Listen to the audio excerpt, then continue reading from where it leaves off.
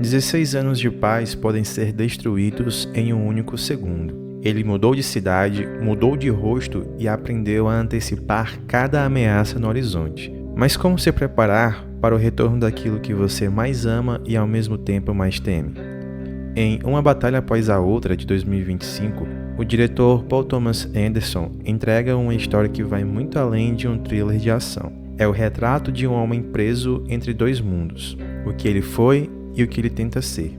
Se você gosta desse tipo de conteúdo, deixe o like, comenta e se inscreva, para não perder os próximos resumos. O filme começa com um grupo revolucionário radical, o Frente 75, reunido em um esconderijo para traçar um plano audacioso. Sob a liderança da implacável Perfídia e seu parceiro Patch, eles não buscam apenas protestar, mas desestabilizar o sistema. No meio da noite, o grupo coloca o plano em prática e invade uma base estratégica para posicionar bombas. Durante a ação, eles conseguem capturar o capitão Lockjaw, uma figura central da autoridade local. Diante do capitão rendido, Perfídia faz uma declaração formal de guerra, mas a resposta de Lockjaw é puro sarcasmo, o que a deixa furiosa. Como forma de quebrar sua autoridade, ela o humilha publicamente, obrigando-o a ficar despido antes de deixá-lo para trás. Enquanto isso, Patch dispara fogos de sinalização para marcar o início da revolta e faz uma declaração pública de seus ideais revolucionários. No meio desse caos, o clima entre Patch e Perfídia esquenta. Os dois flertam abertamente enquanto fogem em um carro, atirando contra as forças que tentam contê-los. A adrenalina da fuga parece alimentar o casal.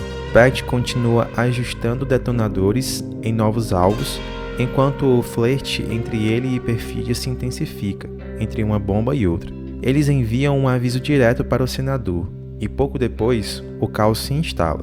Bombas explodem em sequência, atingindo o Banco Central e derrubando torres de comunicação. Perfídia faz questão de ligar para os canais oficiais para proferir ameaças, consolidando o medo na cidade. No entanto, em meio aos escombros, Lockjaw começa a vigiar Perfídia de perto. O filme sugere aqui algo perturbador. Em vez de ódio, o capitão parece ter desenvolvido uma obsessão apaixonada pela mulher que o humilhou. A campanha de terror do Frente 75 segue para um prédio administrativo. O grupo se prepara para explodir o local, instalando bombas estrategicamente em um banheiro. É nesse momento que Lockjaw ressurge e consegue capturar Perfídia no local. Em uma manobra astuta, ela consegue se desvencilhar do capitão ao prometer um encontro para eles se relacionarem. Esse encontro de fato acontece, mas logo em seguida, o filme dá um salto temporal impactante. Perfídia aparece grávida, mas sem abandonar as armas, disparando uma metralhadora em uma cena de ação frenética. Vemos então o grupo Frente 75 reunido em torno de uma fogueira, em um momento de aparente calma. No entanto, a tensão é interna. Mesmo grávida, Perfídia leva uma vida irresponsável e perigosa, o que causa um desconforto profundo em Patch. Para piorar, a mãe de Perfídia deixa claro o desprezo que sente por ele, afirmando que Patch não tem o verdadeiro espírito revolucionário de sua filha. Quando o bebê nasce, a situação desanda de vez. Perfídia demonstra um ciúme estranho da própria filha e sofre com um desconforto pós-parto, que a impede de se conectar com a maternidade. Sentindo-se sufocada pela vida doméstica, ela decide fugir para retomar sua vida de guerrilha. Patch tenta impedi-la e os dois discutem feio com a criança nos braços. Perfídia diz palavras cruéis, acusa Patch de ser um covarde e o abandona. Algum tempo depois, em uma cena muito estranha, Lockjaw encontra Patch por acaso em um supermercado. Patch não o reconhece, mas o capitão faz comentários bizarros sobre sua nova preferência por mulheres negras, deixando Patch completamente confuso. O corte seguinte nos leva a uma nova invasão liderada por Perfídia e outras mulheres. Durante a ação, ela mata um guarda e o grupo tenta fugir em uma perseguição de carro violenta, cheia de batidas. Desta vez, a polícia leva a melhor e Perfídia acaba capturada. Já no hospital, sob custódia, Perfídia tenta sua última cartada. Ela pede ajuda a Lockjaw e diz que está apaixonada por ele, tentando corresponder aos sentimentos doentios que ele demonstra. Enquanto isso, Patch, pressentindo o fim do grupo, se prepara para fugir com a filha. Ele recebe instruções como burlar scanners e plantar pistas falsas antes de seguir para Buckington Cross, portando documentos falsos para assumir uma nova identidade. A grande reviravolta acontece quando o filme revela que Perfídia entrou para o programa de proteção a testemunhas. Para salvar a própria pele, ela delatou cada integrante do grupo para Lockjaw.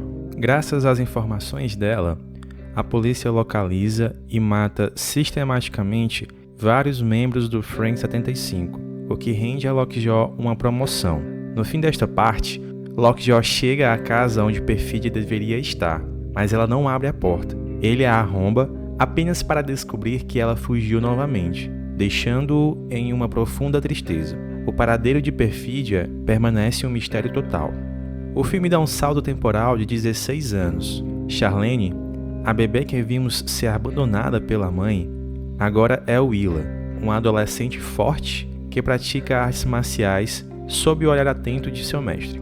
Pat agora vive sob a identidade de Bob Ferguson, um homem visivelmente desgastado que espera a filha no carro enquanto fuma substâncias ilícitas para lidar com o peso do passado. A rotina de Bob parece girar em torno da proteção obsessiva de Willa. Enquanto isso, em uma instalação militar, vemos que o Capitão Lockjaw não apenas prosperou, mas subiu na hierarquia. Ele é convocado para uma sabatina em um clube exclusivo chamado Christmas Adventurers Club. O encontro revela a natureza sinistra do grupo. Membros supremacistas brancos que discutem purificação racial e questionam Lockjaw sobre relacionamentos interraciais. Lockjaw nega qualquer envolvimento desse tipo e recebe a resposta de que será analisado. Howard Somerville, o antigo Big Goat do Frank 75, é capturado e interrogado. Inicialmente, ele tenta proteger Pat com sarcasmo, dando nomes e endereços falsos. No entanto, sob ameaça direta à sua família, ele cede e entrega o paradeiro de seu amigo em Buckington Cross. A partir daí, a Operação Boot Hill é deflagrada, com um objetivo claro: capturar Bob e Willa Ferguson. As tropas invadem a cidade de surpresa. Bob e Willa chegam a avistar movimentação militar, mas nem imaginam que são alvos principais. Os militares agem com precisão estratégica, sabendo exatamente onde Willa estará naquela noite, no baile da escola. Em casa, o clima entre pai e filha é tenso. Quando os amigos de Willa chegam para buscá-la, a paranoia de Bob atinge o ápice. Antes de deixá-la sair, ele a obriga a levar um scanner de segurança, um dispositivo de confiança que ele mesmo criou, e chega a ameaçar as famílias dos amigos caso algo aconteça à sua filha. No baile, a atmosfera de diversão é interrompida quando o scanner de Willa começa a tocar. Uma mulher misteriosa se aproxima, uma antiga integrante do Frank 75, usando os códigos que Bob ensinou à filha. Ela convence Willa a confiar nela e a fugir imediatamente. Quando as duas deixam o local, o som de sirenes e helicópteros começa a tomar conta da cidade. Willa pergunta pelo pai e a mulher garante que Bob saberá exatamente o que fazer, pois foi treinado para isso. De volta à residência, Bob está dopado assistindo televisão quando o telefone toca.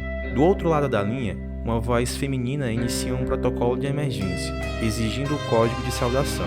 Com um raciocínio lento pelas drogas, Bob se esforça para lembrar das palavras corretas, mas não consegue lembrar direito. Ao entender que Lockjaw, apelidado de O Martelo, está a caminho, o pânico toma conta dele. Ele tenta desesperadamente relembrar os próximos passos do plano de fuga, enquanto a realidade do ataque se aproxima. Segundos depois, o exército invade a casa com violência, mas Bob é mais rápido. Ele já se moveu para um sistema de túneis escondidos sob a residência. Lockjaw entra no local e, em vez de fúria, demonstra uma obsessão fria ao encontrar uma foto de Willa. Os soldados localizam a entrada do túnel e lançam gás lacrimogêneo para forçá-lo a sair. Em uma sequência agoniante, Bob prende a respiração, atravessa a fumaça tóxica e consegue emergir em segurança, fugindo mais uma vez para as sombras. Após escapar por pouco dos túneis, vemos um Bob fragilizado. Ele para em um banheiro público para lavar o rosto, tentando remover o rastro do gás lacrimogêneo e a névoa das drogas. Desesperado, ele usa um telefone público para ligar para um antigo contato de emergência do Frank 75, mas os anos de abuso de substâncias cobraram seu preço. Bob simplesmente não consegue lembrar dos códigos de segurança. Enquanto isso, a cidade vira um inferno. O exército de Lockjaw realiza batidas violentas em diversos pontos, usando a desculpa de capturar imigrantes para espalhar o terror. A caçada a Willa também se intensifica. A equipe de Lockjaw interroga brutalmente os amigos da jovem. Inicialmente, eles tentam protegê-la, afirmando que ela sequer possui um celular. A tensão sobe quando, sob pressão, uma das amigas acaba entregando que Willa possui sim um aparelho escondido. Bob e Sérgio chegam a uma loja de produtos importados, que serve de fachada para um abrigo de imigrantes. Em uma última tentativa de obter apoio logístico, Bob liga novamente para a central do Friend 75. O atendente continua irredutível, exigindo os protocolos que o cérebro de Bob, corroído pelas drogas, insiste em esquecer. Enquanto Sérgio se desdobra para esconder dezenas de imigrantes nos fundos da loja, o inevitável acontece. O exército de Lockjaw localiza o estabelecimento. No momento em que os soldados cercam o prédio, um milagre acontece no telefone. Um velho amigo de Bob assume a linha do outro lado. O tom muda. O atendente finalmente o reconhece e começa a passar as coordenadas exatas para um ponto de extração. A loja de Sérgio é invadida com violência extrema. Portas são derrubadas e o som de botas militares ecoa pelo local. Bob e Sérgio iniciam uma fuga desesperada pelos fundos, desviando de tiros e estilhaços. Deandra percebe que Willa possui um telefone ativo, o que permite que o exército rastreie sua localização exata em tempo recorde. No mesmo instante, se livram do aparelho. Enquanto isso, Bob tenta uma fuga desesperada pelo telhado, acompanhado por outros membros do grupo. No entanto, o plano falha tragicamente. Bob despenca do quarto andar durante a perseguição. Ainda atordoado pela queda, ele é neutralizado por um taser antes que possa reagir. Bigwee informa Sérgio sobre o ocorrido. Sem hesitar, Sérgio começa a traçar instruções táticas para resgatar seu aliado das mãos das autoridades. O cenário muda para o isolamento do convento, onde Willa busca refúgio. A recepção, porém, é hostil. A freira responsável demonstra um desprezo visceral por perfídia, algo que Willa, em sua inocência, não consegue compreender. A trama política se adensa quando Tim chega a um clube noturno. O foco da discussão é explosivo: a existência de Willa, a filha mestiça de Lockjaw. A decisão é unânime. Tim deve limpar a sujeira deixada por Lockjaw. No departamento de polícia, Bob resiste ao interrogatório, usando nomes falsos e táticas de distração. Sua sorte vira quando ele identifica ativos de Sérgio infiltrados. Primeiro uma oficial e posteriormente uma enfermeira que facilita sua movimentação. Aproveitando a brecha, Bob escapa pela escada de emergência. Ao ganhar a rua, ele encontra Sérgio já posicionado e à sua espera. Sem perder tempo, a dupla parte em alta velocidade com um único objetivo: o endereço de Willa. O cerco se fecha de forma implacável. Lockjaw aproxima-se das coordenadas do convento com a precisão de um predador. Deandra percebe a movimentação tática do exército, mas o aviso é tardio. Os soldados invadem o local com força total, encurralando e capturando todos os presentes. Willa é arrastada e jogada em uma capela, onde fica a sós com Lockjaw. Lockjaw, agindo com frieza clínica, prepara um kit de exame de DNA e coleta a saliva de Willa e inicia o processamento dos dados, enquanto aguardam o resultado. Ele lança um aviso sombrio: se você realmente for minha filha, você tem um problema muito maior do que imagina. A tensão atinge o ápice quando o dispositivo biométrico apita. O teste é positivo. Willa é, de fato, filha de Lockjaw. Lockjaw decide que é hora de partir e leva Willa à força para fora da capela. Posicionado à distância, Bob observa a cena através da mira de seu rifle. Ele vê Lockjaw arrastando Willa para o comboio e tenta o disparo. No entanto, a distância ou a blindagem do cenário torna o tiro ineficaz. Sem ângulo e sem reforços, Bob é forçado a recuar com o carro roubado, enquanto Willa é levada para um destino incerto, sob a custódia do seu próprio pai. A viagem entre Lockjaw e Willa é marcada por um diálogo amargo. O destino da viagem é um ponto de encontro com o mercenário Avante-Q. Em um ato de crueldade final, Lockjaw tenta negociar a morte da própria filha. Avante se recusa a executar o assassinato ali, mas aceita a missão de levá-la para um local secundário. Willa tenta uma fuga desesperada, mas é subjugada e jogada no carro do mercenário. Enquanto Willa é levada, o cerco contra os aliados de Sérgio se fecha. Deandra é oficialmente presa pelas forças militares, Sérgio é capturado e detido pelos guardas, e Bob, isolado, busca desesperadamente por uma pista de Willa. Ele recebe uma informação de última hora e, por puro instinto, consegue avistar o carro de Lockjaw na rodovia, iniciando uma perseguição. O destino de Lockjaw cruza com o de Tim, que está na estrada para limpar a sujeira. Tim abre fogo contra o carro de Lockjaw, fazendo com que o veículo perca o controle, saia da pista e capote violentamente na mata. Enquanto isso, no local designado, os capangas de Lockjaw se preparam para executar Willa. Contudo, o mercenário Avanti-Q tem uma mudança de consciência. Ele decide proteger a garota e inicia um tiroteio contra os próprios capangas. No meio do caos, Willa consegue se armar e busca as chaves do carro. Ao fim do confronto, todos estão mortos, incluindo o mercenário. Willa recupera as chaves e foge com o veículo. Willa entra na rodovia principal, mas logo é alcançada por Tim, determinado a concluir sua missão de eliminá-lo. Logo atrás, Bob surge em perseguição a Tim. A estrada torna-se uma linha de tiro com 3 carros em sequência. Bob perseguindo Tim, que persegue Willa. Willa executa uma manobra audaciosa. Ela para o carro abruptamente em um ponto cego na estrada, abandona o veículo e se esconde na lateral da pista. Tim não consegue frear e colide contra o carro parado. Com Tim atordoado pela batida, Willa o mantém na mira. Ela recita o código secreto que aprendeu com o pai. Tim não reconhece a senha. Sem hesitar, Willa dispara e o mata. Bob chega ao local do acidente logo em seguida. Willa, em estado de choque e com os sentidos aguçados pela adrenalina, não o reconhece de imediato e aponta a arma para ele. Bob então aciona o scanner, que emite a melodia principal do tema deles. Ainda confusa, Willa recita o código de segurança. Desta vez, Bob responde com a mensagem correta. O reconhecimento é instantâneo e emocional. As armas caem e pai e filha se fundem em um abraço desesperado. Contra todas as probabilidades, Lockjaw emerge das ferragens do carro capotado. Ensanguentado e cambaleante, ele caminha pela rodovia, uma figura decrépita que se recusa a cair. Ele consegue retornar ao clube. Diante de seus superiores, Lockjaw tenta uma última manobra de sobrevivência política. Ele admite o relacionamento com Perfídia, mas, em um esforço desesperado para manter sua honra e posição, ele alega ter sido enganado e violado ao contrário.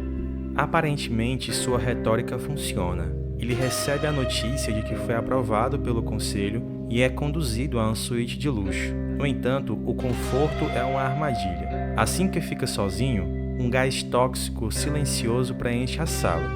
Lockjaw desmaia e morre, descartado pelo clube como a sujeira que Tim não conseguiu limpar. Enquanto o corpo de Lockjaw é levado para ser incinerado, o filme corta para um momento de paz entre Bob e Willa. Ele entrega a Willa algo precioso, uma carta deixada por Perfídia. Willa lê as palavras da mãe. Na carta, Perfídia faz suas declarações finais, revelando suas motivações e o amor que sentia. O peso do passado finalmente se torna mais leve e Willa abraça Bob. O filme termina com um vislumbre da nova vida da dupla. Contudo, a normalidade é breve. Um alerta de missão dispara no aparelho. Um chamado urgente para Oakland. O instinto de guerreira de Willa, moldado pelo treinamento no convento e pelo sangue de seus pais, assume o controle. Willa se prepara para sair, pronta para o combate. Bob, com o coração de um pai preocupado, pede: tenha cuidado. Willa, com um olhar que mistura a rebeldia de Perfídia e a determinação de Bob, sorri e responde: não terei. E assim termina uma batalha após a outra.